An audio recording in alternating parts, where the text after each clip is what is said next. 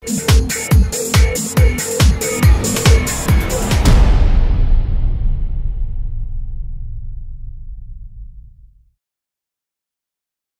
want to do it for the fans because I appreciate more than anything that anybody takes the time to watch us, and especially in such large number, and it followed us over the years, and I appreciate that.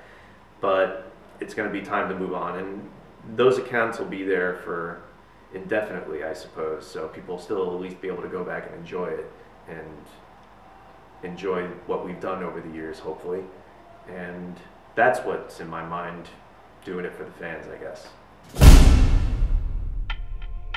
5,824 YouTube subscribers, over 1.5 million total video views. In just starting a little north of 5.5 years ago in the suburbs of Jackson, New Jersey, the Wrestling Roundtable has gained a fan base that extends all over the globe. Its loyal fans heavily anticipate when the next videos will be posted so they can get an insight of the panelists' views on the current wrestling and mixed martial arts topics. This was one of the fights that, around the time of The Ultimate Fighter really first starting to get attention for UFC, they capitalized on that with this huge free fight. This can very well be the direct relation of the show's unique personality and the education it brings to the viewers. You couldn't do it in front of an audience. It'd have to be some sort of weird video package during a special, so that's kind of awkward. If Brock dominated both fights and barely lost the first one, with such a deep heavyweight division, is the third match really called for? They said, this is what we are. We're low budget. We're in-your-face wrestling. Like us or hate us. I think it'd be really, really good for the company to make new stars. His opponent, my left, which is your right. This man is a freestyle shit talker with a 0-1 record in Battle of the Wills. They've put the belt on Punk for over a year, which is nice on paper, but then he's not on the WrestleMania poster when it's Rock, Cena, and Brock. Oh, with Edge, Spirit, Bueller, and then for the pin Pumpster, I'm thinking, oh, you scumbag, son of a bitch. This is an R14 creative. This is Roundtable, Behind the Lens.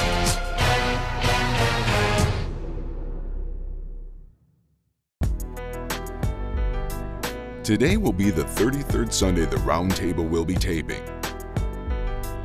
The show has a strong following, forming its own online community.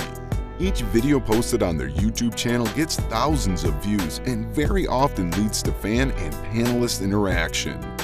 The show definitely has opened my eyes to the power of the people. You know, people, they're very strong and very opinionated, they're very passionate, and it seems like when few people notice something and they share that other people share the same observation, and then you realize it's not just, you know, a few people, it's hundreds, maybe thousands of people. I'm here with Eric from Ottawa. He came all the way here from Canada, Baltimore, Jersey, and Philadelphia, Toronto. Something about the show that really has opened my eyes is the fan interaction, the fans' engagement into the show. I mean, I knew that this thing was going to take off because of, you know, the conversations that me and Lawrence and Erica had. I knew that if we put that in front of a camera, people are going to watch. I don't dismiss fans just because they haven't been on the other side of the guardrail unless they overstep their bounds, like I said on the show, and call themselves experts and stuff like that. I think they can bring a different perspective to the show that people might not have. That's why I love hearing stories of girlfriends who aren't wrestling fans watching shows, because we're so indoctrinated to pro wrestling that we forget some things, and then they point out the absurd, and they're right. So I like bringing perspective together, and that's what the show is really all about. This show gives a wide variety of opinion, whereas other shows on the internet will be a guy sitting in front of a camera and he'll talk in a monotone voice about how awesome the great match was. I'm tired of watching, and we actually have personality. I'm tired of watching other people who have no personality, who just talk and they're boring as shit. Or you got people who really don't know anything what they're talking about, but they just have people watch them. I'm like, why did they get views? It's better than like what you usually see, because sometimes like you just get people who just like talk, and then you have no idea what they're saying, or it's just like one person, and we're actually like a group, and we actually have difference of opinion. I mean, there's some people out there who are okay, but I knew before we did the show, because it's been this way for years, that myself, my circle of friends, because that's really what this show is. It's a bunch of friends coming together. new friends, old friends, whatever, but we're all friends.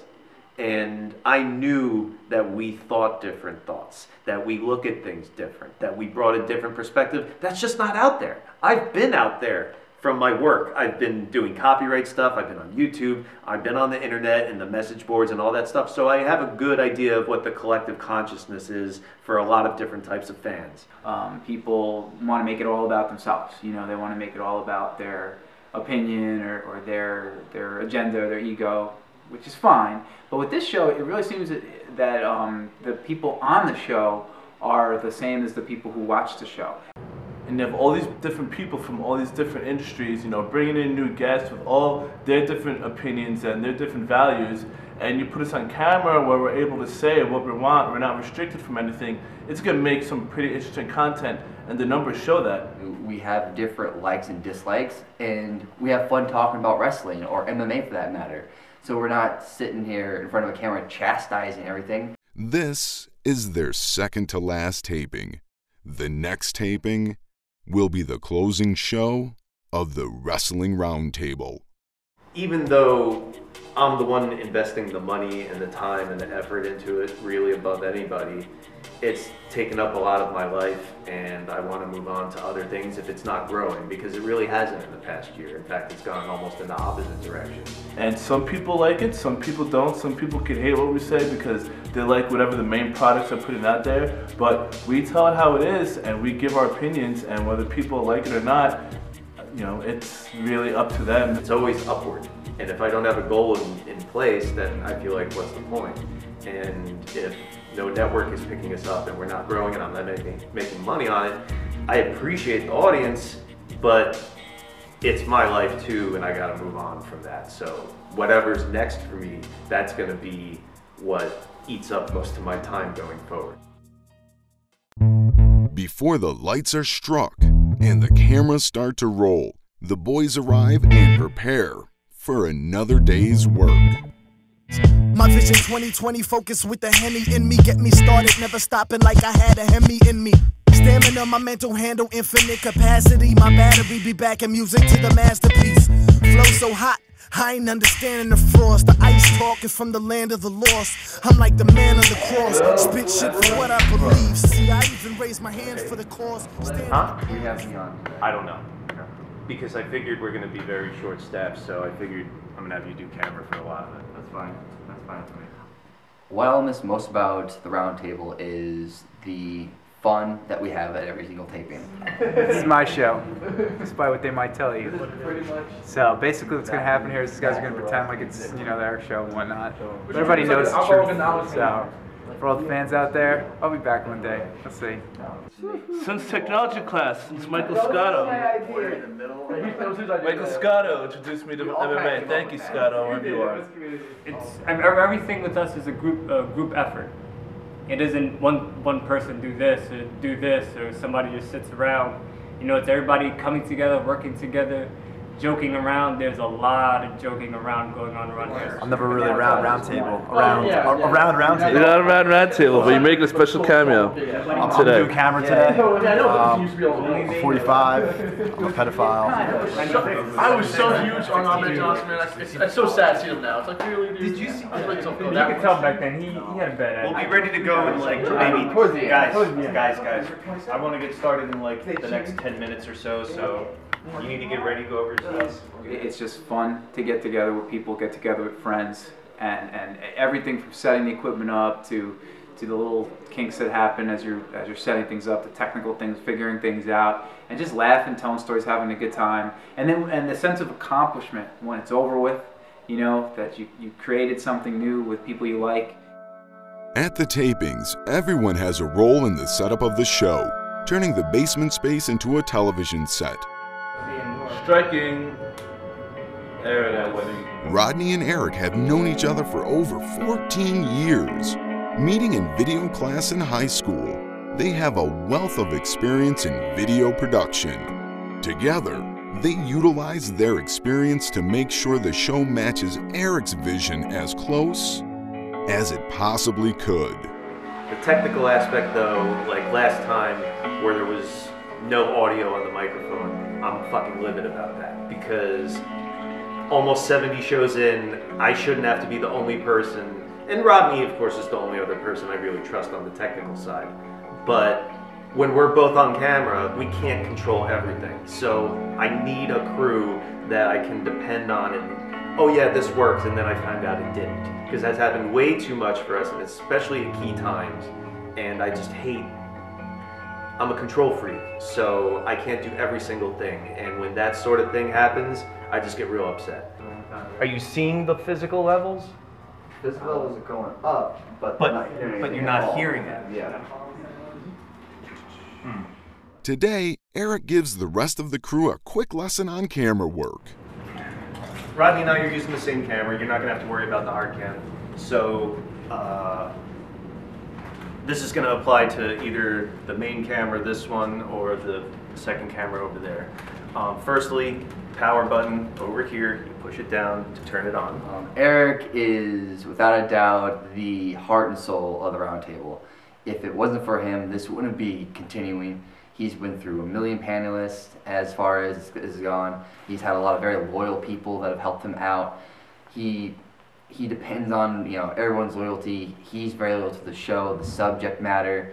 Eric is definitely the main driving force of the show. It was his idea to really put this thing in front of people, in front of the audience, and he led, and me and Lawrence did what we can to support him. Eric, whether this show goes on or not, I consider Eric a lifelong friend because Eric's always taking care of me and taking care of everybody else on this show. Because of Eric, I've been able to go to backstage at a Ring of Honor show. Eric, he got me a ticket to go to a UFC show with him, and I'll always, love Eric for that because he's a great friend. I'd like to have you on for the first Ring of Honor segment so you could talk about the homicide thing. Yeah. Okay. So I have you on for pretty much the whole first show except the Wrestling Year in Review. We can get to the second show after we finish the first one. Let's just concentrate on the first one for now. But the first Ring of Honor segment, obviously you, Rodney, does anyone have a preference on being on that? Justin, don't want to be on it? I thought your interview was first, no? It is. I'd have you on if you need me, but... Even though they might not have all of their helping hands today, it's always enough to produce their show. It has come a long way since the Roundtable's originators planted the seeds and the concept became reality. The Legends of Wrestling show on 24/7, or now Classics on Demand, was going, and that had an interesting idea, and it was interesting for half the time, but then the bullshit starts, and you get the same sort of internet-friendly opinions and bullshit in there. When Michael Hayes, says they signed Bret Hart, they being WCW, and didn't put him on TV for 6 months. What? This doesn't go question. So I enjoyed that show to an extent, but it needed a filter. It needed someone to call them on that sort of stuff. And then, of course, there was Rodney, Lawrence, and myself. The Roundtable started, to make a long story short, literally Eric, Rodney, and me watching Raw Monday nights, chatting and talking, and we realized how heated the discussions could be. 11 o'clock, 11:05 comes overruns, 11:30 we're still talking about the show. But to me, more so, as my interest in the product waned, it was more about getting together with my friends. That was the main reason I got together. Raw was just an excuse. Well, years ago when we used to really follow wrestling, Eric and Lawrence would always come over and watch Raw. And it wasn't really to watch Raw, it was about the conversations and debates that we would have and what our ideas of what would make the product be better. And one night, Eric and Lawrence really got a debate about the Lashley and Laga hair match. Build up for WrestleMania 23, we're talking about it after Raw, and Donald Trump and Vince McMahon were the focus of the show. But Eric believed strongly that Lashley and Umaga should be the poster because that's the match. And I believe that they were surrogates for Trump and McMahon. So it's okay that Trump and McMahon were on the poster. That's where the money was at, because that's what it was all about. People wanted to see Trump. I got hot. I got really angry at Lawrence because we had just a complete different opinion on the way it was being promoted and what was right and what was wrong, and I feel very strongly about right and wrong, so it got really heated. And that's what Rodney always likes to say was the origin of the Wrestling Roundtable, because all this came together at the same time. We were like, we should put these talks on the internet, because we do have a perspective outside of ourselves. So we can look at what we said and say, oh, that was interesting, and then think about it some more. And then it just started, spawned off into what we could do in front of the camera. Me and Eric, we all have video production, and we're all comfortable in front of a camera. And we said, hey, why don't we tape this? You know, these conversations are real deep. We're talking a lot about the details, and we're passionate. There's all stuff on YouTube. Let's give back to the folks out there, the good people of the internet. Let's do a show about it. And now we talk about all kinds of topics. So really all these elements came together around the same time, and it just seemed like a perfect stars aligning moment for us to start the Wrestling Roundtable. Yeah. When I go Ring of Honor after I say, all go woo. When I take the glove, after I say honor, everyone should go, oh shit! Oh, no. Today on the Wrestling Roundtable, the 2012 year in review and Ring of Honor. Oh, there we go! Showtime! Let's do one more. Showtime! Showtime! To my left, which is your right, Will Effin Brooks. He's been an MMA fan for 6 years, and to my right, which is your left, the grappling Leconte brothers. How do you think the Fox deal is panning out? Do you think it's affecting the pay-per-view business?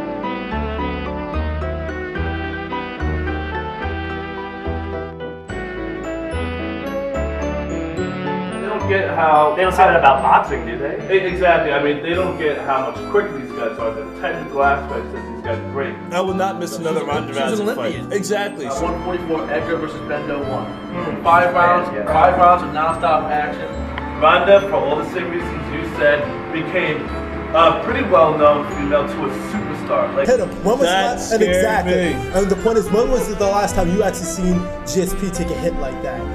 So we ready? Yeah. We're changing up the panel a little bit. To my right, which is your left. Up first is Orlando O'Neal. He's been a fan of 22 years, and sitting to my right also, your left also, is Alex Payne. So it's not like they're getting backward or anything else. If you're taking up a segment here in this hour, another segment in that hour. That event overall felt more like WrestleMania.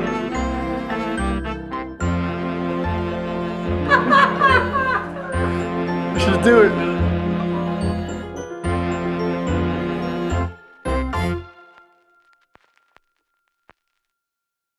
From October 2004 to December of 2012, Eric was working for Ring of Honor, also known as ROH.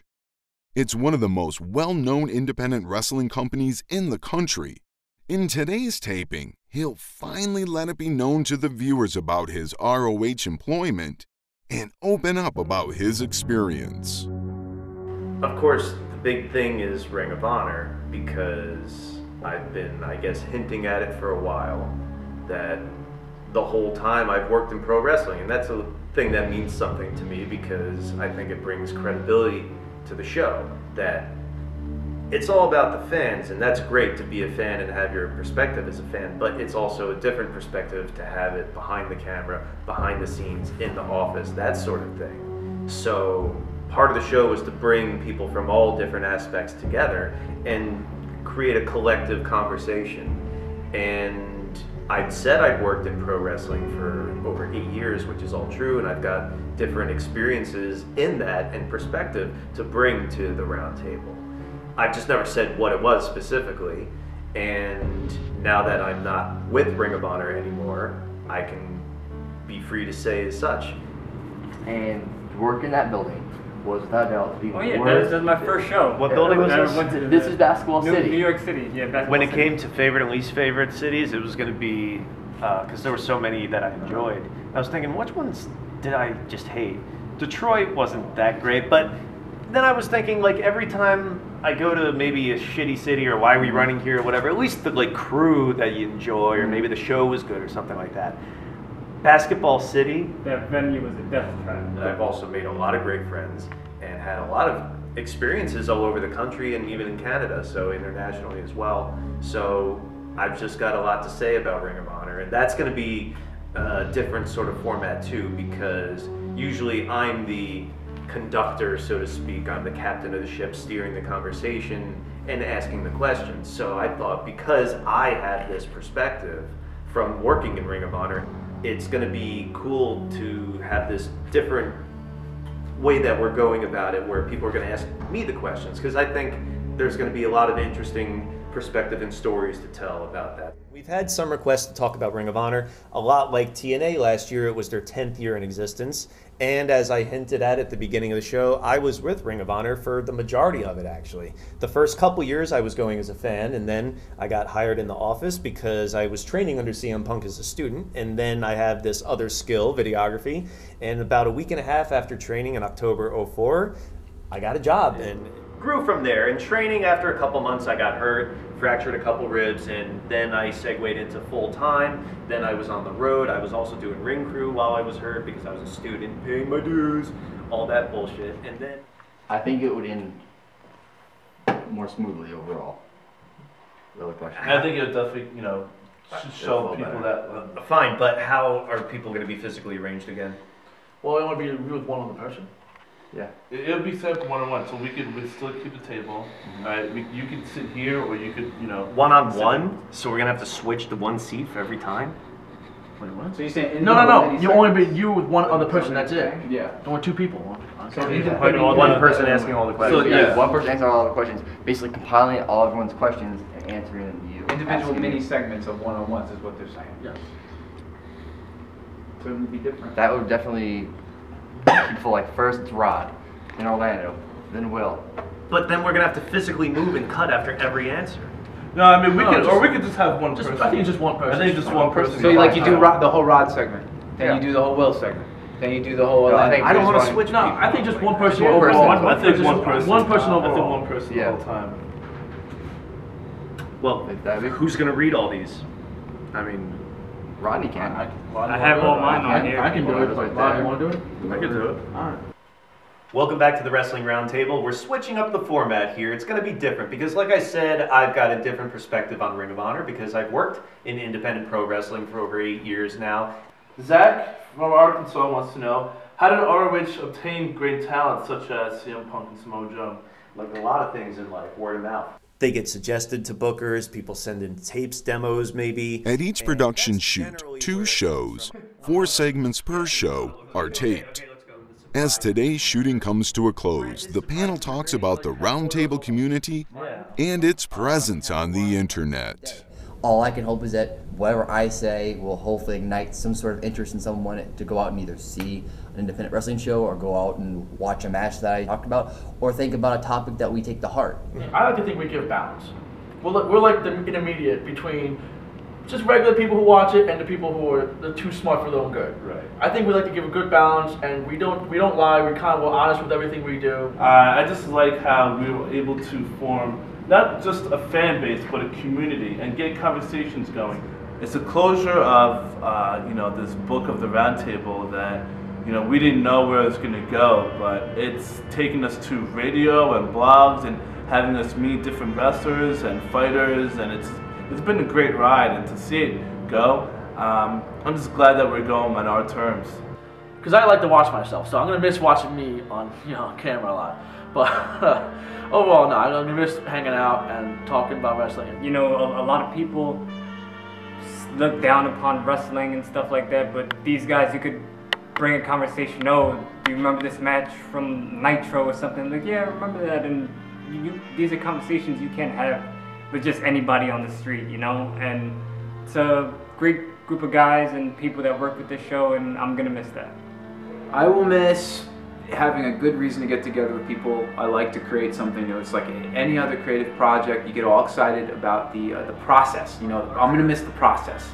You're going in with people in the trenches, and you're getting your hands dirty, and you're building something. And when you work with people you like, when you collaborate, the collaboration is very rewarding. Had I not done this show, I wouldn't know a lot of these people. Some of them I know by name. Royce in Pomona, California, and Jamal in California also, and Aaron in Maryland, etc. So we've had a lot of fans, and I've met fans at shows, so I know some of them by face too. For those type of people who have watched us over the years and stuck with us, because people have bought shirts, and some have even donated money. Clayton donated twice, and even family members who just watch it because they know me or they're a cousin of Rodney and they don't know anything about wrestling, but they just enjoy the banter and conversation amongst friends. So the fact that we've entertained anybody and hopefully made them think and use their brain a little bit more, thanks a lot, because some of the things that some fans have done because they love the show and love us is really touching and awesome. There's probably a lot more moments. The Wrestling Roundtable was launched in December of 2007. It has brought in many fans along the way, not only through their shows posted on their YouTube channel, but through their radio show, social media sites, and passion for what they do. There are faces of the Roundtable that have joined the panel as fans because of their appreciation of the quality of the show. And there are those who have been there from the very start. But the next time they all unite again on a Sunday afternoon taping, it will be their last production.